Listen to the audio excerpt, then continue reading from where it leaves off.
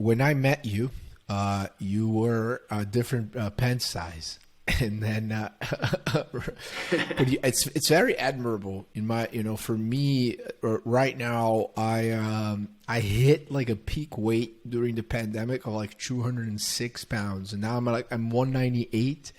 My ideal weight is probably 178. I have a goal for like hitting that on the first week of September. So I'm losing about a pound and a half a week, which is doable and very sustainable. But you have to completely change your relationship with alcohol and food, and that also unlocks other different superpowers. So, what was the moment that you realized, look, like I might not be having the healthiest habits right now. I'm not treating myself with the right amount of empathy and love for me, and I want to change.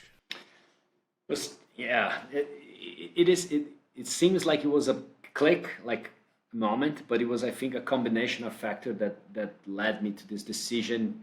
So I always was. I've been always like kind of like overweighted, so I'm like probably now 40 pounds below what was my top Wow, you lost weight. 40 pounds. Amazing. But Well, um, amazing. You lost 40 uh, pounds. 40 pounds is a lot of weight.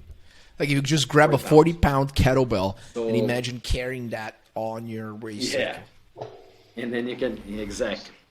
And it makes a lot of difference for a lot of things in my life now.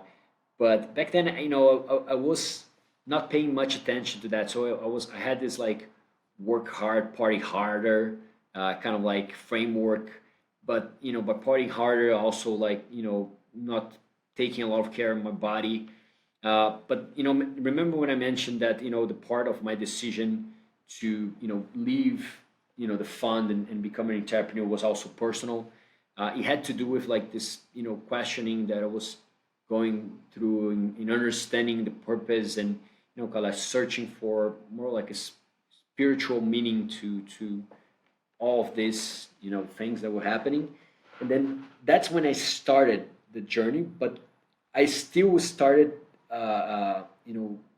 working in the process of like, okay, I need to take better care of myself, but I wouldn't apply that.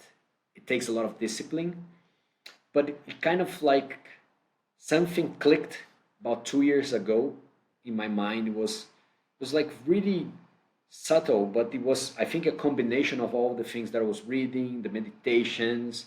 I went to a lot of retreats, and in all of those process, they kind of, I came back to what I wanted to become in terms of like how I wanted to treat myself.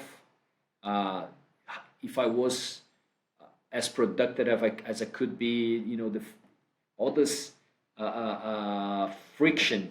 Let's use a term that we understand into this process of like you work a lot, but then you party a lot, but you have all this energy that you spend like recovering from the party, and then you eat a lot because of some frustration on I don't know, and then have all this extra weight carrying with you to do sports, and then something clicked, and then it was 2 years ago I first started like stopping drinking, and then I started like paying a lot of attention and even researching about food, the quality, not eating processed food, trying to eat more like natural food, and then one thing led to another, and then I ended up doing like Olympic triathlon like Nice. 2 months ago. That's excellent. So you said in the pandemic you reached the peak. In the pandemic, I reached my I think it was the peak of my performance, but I still want to reach back again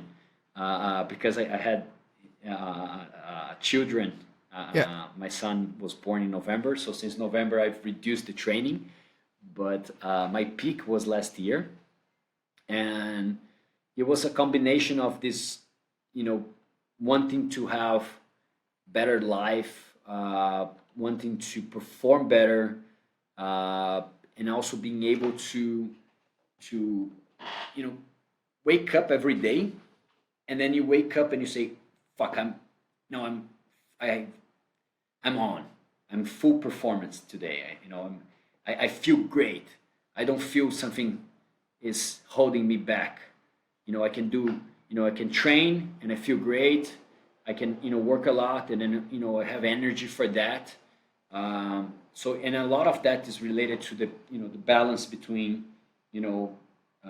body, you know, your mind and your soul, of course, like what I mentioned. So this balance is very important. So changing my habit in food That's is great. very